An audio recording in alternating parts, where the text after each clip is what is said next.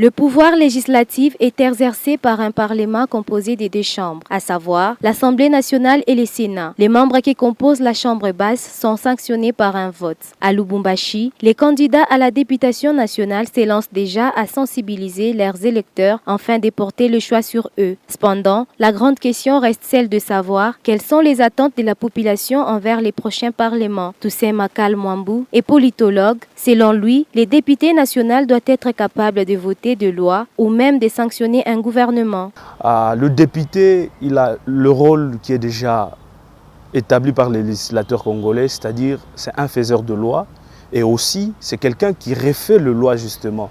Les mandats des députés nationaux commencent à la validation des pouvoirs par l'Assemblée. Ces représentants du peuple n'ont pas pour rôle de s'enrichir, mais plutôt de légiférer de lois, nous dit Wamona Cédric, responsable des bibliothèques. La responsabilité des députés, c'est quoi? C'est d'éveiller, de prendre les soucis, de prendre les problèmes de la population pour les faire parvenir au gouvernement.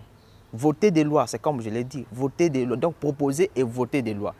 Alors, aujourd'hui, nous avons beaucoup de députés cherchent à aller au Parlement pour avoir de l'argent. Durant la campagne électorale, l'on remarque que les effigies des candidats députés comportent des messages de propagande au profit des candidats présidents de la République. Cela porte confusion auprès des électeurs ou pas, le politologue Toussaint Makal explique.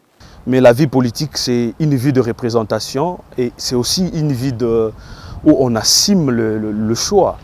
Et quand on postule, c'est-à-dire on appartient à une famille politique, on a accepté une certaine idéologie qui caractérise une sensibilité quelconque. Et on doit aussi être en mesure de pouvoir supporter ce choix, endosser cette responsabilité afin de pouvoir conduire un ticket. Aujourd'hui, nous avons les candidats présidents de la République qui ont des familles politiques et s'ils doivent nécessairement être élus président de la République, ils doivent absolument avoir une majorité parlementaire qui doit leur permettre de bien gouverner. Et donc, il est aussi préférable qu'ils alignent le candidat au niveau législatif. Et s'il faudrait aligner ces candidats doivent s'identifier. Et quand ils s'identifient, ils constituent un ticket qui va leur permettre de battre campagne ensemble afin de pouvoir conquérir le pouvoir. Ce 20 décembre, les électeurs vont porter le choix sur les mandataires parlementaires pour 5 ans.